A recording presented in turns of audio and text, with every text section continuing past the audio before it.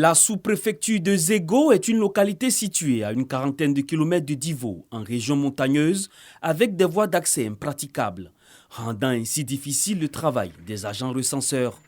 À cela s'ajoute l'occupation des paysans par les travaux champêtres, rendant complexe l'opération du recensement général de la population et de l'habitat.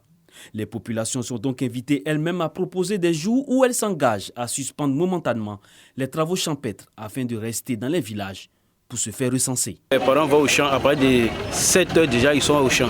Et quand les agents recenseurs passent, on ne trouve personne. Même quand on trouve les moments qui doivent répondre, comme chez eux de coutume, la femme ne doit pas répondre. Quand il pose la question, elle dit non, mon mari n'est pas là. Avec que tu es forcément obligé de faire cette cour-là d'abord avant de passer à une autre cour. Donc vraiment, c'est ce qui a fait que ça ralentit. Le sous-préfet de Zego, Marie-France Nyawa, tente à chaque étape de sa tournée de sensibilisation de trouver des compromis avec les populations, en les amenant à comprendre l'importance de cette opération qui prend fin le 7 décembre prochain. En dépit de tous ces problèmes, nous continuons de galvaniser notre population au bien fondé de ce recensement qui vient bien sûr à point nommé mettre fin à toutes leurs souffrances. Nous leur avons dit de se faire recenser, de sorte qu'on puisse savoir le nombre d'habitants qui existent dans la sous-préfecture et comme ça, selon les statistiques, on puisse emmener et amorcer le développement. Zego est une jeune sous-préfecture. Elle compte une population de plus de 6500 habitants, selon le dernier recensement de 2014.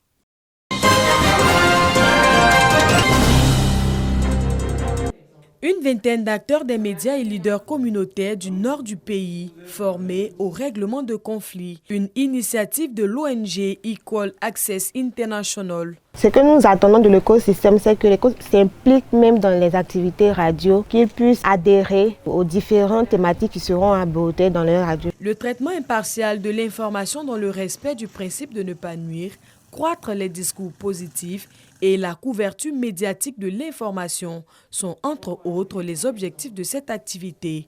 Nous pensons que ce projet que EAI pilote est bienvenu pour nous donner encore des outils pour que nous puissions mieux prêcher la paix et la résilience au sein des communautés. Mais cela ne peut se faire qu'avec les communautés elles-mêmes. Cette formation vient, selon les participants, améliorer leur production radiophonique sur les questions de paix et sécurité.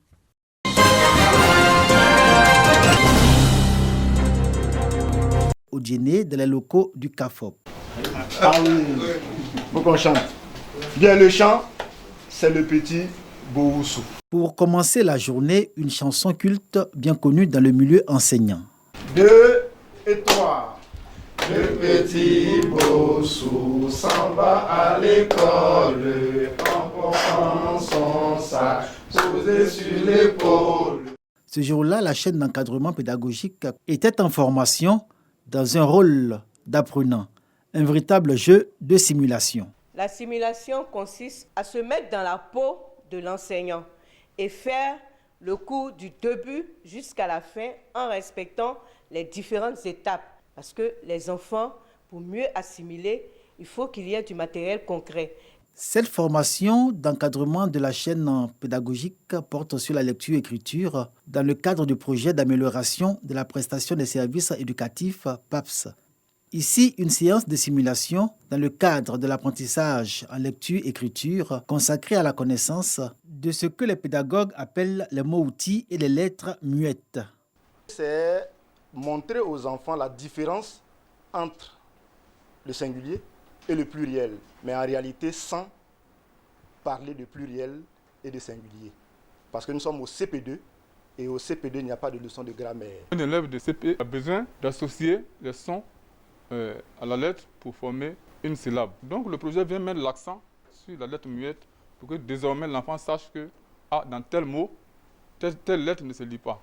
Les mots-outils, c'est-à-dire les mots utilisés pour construire une phrase et les lettres muettes, celles qui dans un mot ne se prononcent pas, constituaient une difficulté majeure dans l'apprentissage des enfants, notamment ceux des CP1 et CP2. Le projet J'apprends mieux à l'école y apporte un correctif aujourd'hui à travers de nouvelles pratiques recommandées par le PAPS. Nous avons pris un engagement, mes conseillers pédagogiques ainsi que les enseignants. Nous nous sommes donné donc la main pour faire en sorte que ces résultats-là effectivement s'améliorent. Il faut que le conseiller pédagogique, l'inspecteur puisse avoir les moyens de régulièrement être auprès de ces maîtres pour les suivre, les recadrer, les aider. Le projet Mon enfant apprend mieux à l'école, qui touche le CE1 cette année scolaire 2021-2022, vise 6 régions de la Côte d'Ivoire, la Bagoué, le Béré, le Bunkani, le Poro, le Kyologo et le Kabadougou. C'est une nouvelle didactique de l'enseignement de la lecture que les enseignants sont appelés à s'approprier. Objectif, lever tous les obstacles que rencontrent les enfants au cours de leur apprentissage afin que ceux-ci sachent lire, libérés de tout blocage. La chaîne d'encadrement s'y est totalement engagée et compte reporter sur les enseignants, notamment ceux appelés « créés en main », selon l'expression consacrée dans le milieu. Cette nouvelle méthode est la bienvenue.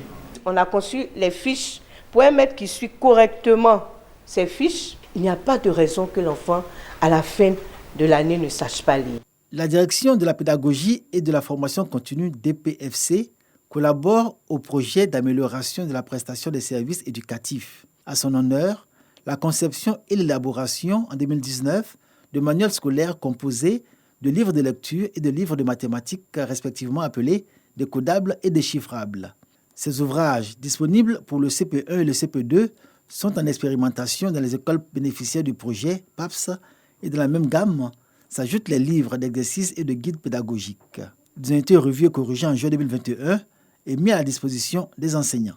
Aucun mot, aucune lettre, aucune phrase ne peut être donnée à lire à l'enfant tant qu'il n'a pas vu ce mot ou bien les mots de cette phrase. Donc une fois il a fini, il a appris ça, demain là, il a déjà connu ce qu'il a appris aujourd'hui. Donc vous pouvez lui donner à lire. Voilà le principe de la décodabilité qui guide toute notre action au niveau de la lecture initiale. Ça a commencé au CP1. On a accompagné les élèves au CP2. Et cette année, ces élèves de CP2 vont arriver au CE1. Ces enfants qui ne savaient ni lire ni écrire doivent maintenant mettre en œuvre ce qu'ils ont appris au CP1 et au CP2. Les classes de CE1 justement, les ouvrages d'apprentissage en lecture et écriture pour ce niveau devraient être disponibles courant de cette année scolaire, ceux du maître comme ceux des apprenants. Le processus de conception est en voie d'achèvement. Les enseignants relèvent tous les bénéfices pour les enfants de cette nouvelle approche de l'enseignement, que ce soit en lecture-écriture ou en mathématiques avec le déchiffrable. Avec l'approche PAPS, tous les enfants ont un livre.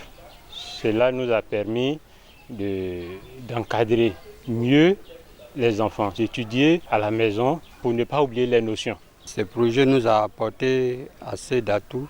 Nous avons mis en pratique tout ce que nous avons reçu comme instruction pour la réussite de ce projet. Et nous avons vu que vraiment ça a bien marché. Le projet PAPS met également un point d'honneur à doter la chaîne d'encadrement d'outils pédagogiques et didactiques adéquats, ainsi que des moyens de mobilité, tablettes, vidéoprojecteurs, engins motorisés en plus des guides pédagogiques.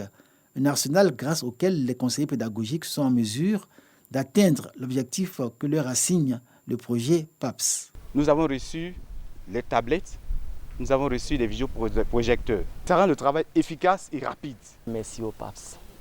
Parce que depuis nous avons reçu ces engins, en plus nous avons encore du carburant, on a une motivation pour aller déjà sur le terrain. Ça fait que nous arrivons finalement à produire les bulletins qu'on nous demande par mois.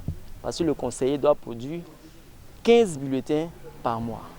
De 2019 à ce jour, 1000 instituteurs et institutrices et 118 acteurs de la chaîne d'encadrement pédagogique sont formés sur la nouvelle pratique d'enseignement et d'apprentissage, de la lecture-écriture et des mathématiques. De par l'intérêt que ces enseignants manifestent pour le projet et leur engagement, la chaîne d'encadrement pédagogique peut espérer à terme la performance du système éducatif et des personnels enseignants compétents, comme attendu par la ministre de l'Éducation nationale et de l'alphabétisation. Il y a des enfants qui étaient au CM2 qui ne savaient pas écrire, ne savaient même pas compter. D'ici 1 an, 2 ans, vous allez vous rendre compte que les résultats au niveau de la lecture et de l'écriture et de mathématiques, ces résultats-là s'améliorent. Ce projet porte.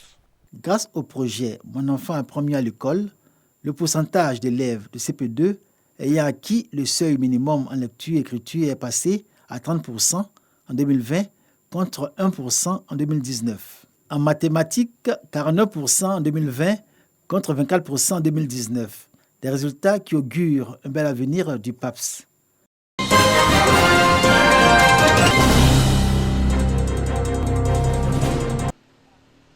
2,23 milliards de francs CFA budgétés pour l'exercice 2022 du Conseil régional du Nzi.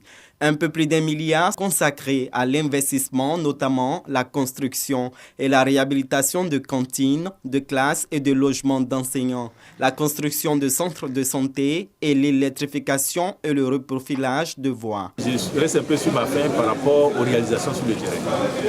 Parce qu'on a des partenaires qui, malheureusement, ne répondent pas à nos attentes. Mais je pense que j'ai donné des instructions à nos opérationnels et j'ai demandé au deuxième vice-président qui suit ce domaine d'être vigilant.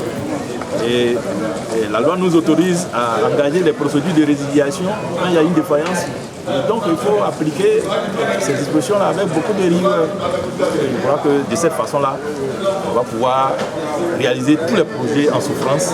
Et si on le fait, ça va impacter positivement la vie de nos parents. Le président du conseil régional du Nzi, Nguessan Kofi Lataï, a salué le plan social du gouvernement qui va permettre de construire des châteaux d'eau et d'électrifier 201 villages sur 206.